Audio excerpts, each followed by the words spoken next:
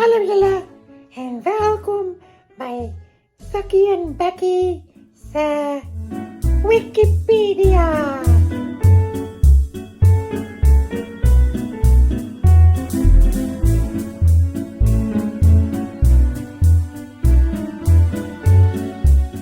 Hallo julle, dis ek Becky. Kyk my mooi groen hoed. Sjoe, Becky, dit is 'n mooi groen hoed. Dit lyk soos 'n hoed van blare en takkies.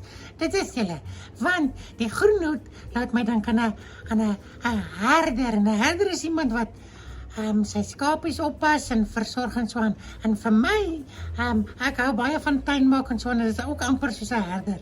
Hoe bedoel jy? Nee, kyk dat die blommetjies mooi goeie grond het en so aan.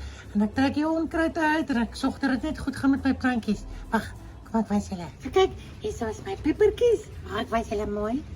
Jo, Becky, dit lyk mooi, seker mooi rooi is. En ja, ek gee vir hulle spesiale kos. En as dit reën is dit goed. En as die son skyn, hulle hou baie van sonskyn. En ek sorg dat dit altyd goed gaan met hulle. En as dit nie reën nie, dan gee ek vir hulle lekker water. Want ek is hulle herder, ek pas hulle op. En hierdie is Becky, dit lyk mooi. En ja, dit is my besige Betties. Of in Engels, impatiens. Net so Sakkie, lekker impatient. Kyk hoe mooi lyk hulle.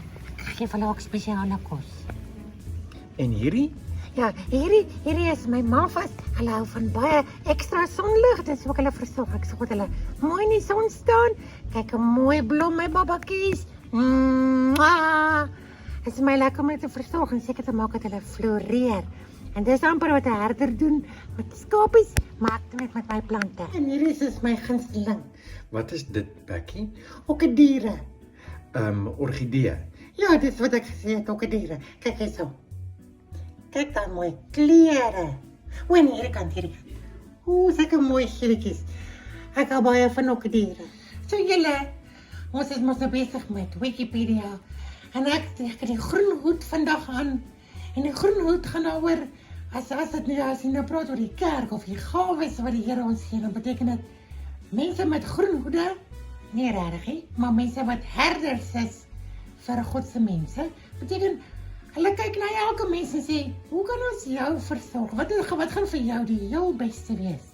Soos wat ek kyk na die verskillende plante en ek weet, almal is nie dieselfde nie, maar ek kan hulle help versorg dat hulle dat dit mooi goed gaan met hulle. 'n Herder kyk na die gemeente of na die mense en sê, hoe kan ons maak dat hierdie gemeente en hierdie mense kan floreer? Dis baie spesiaal en lekker.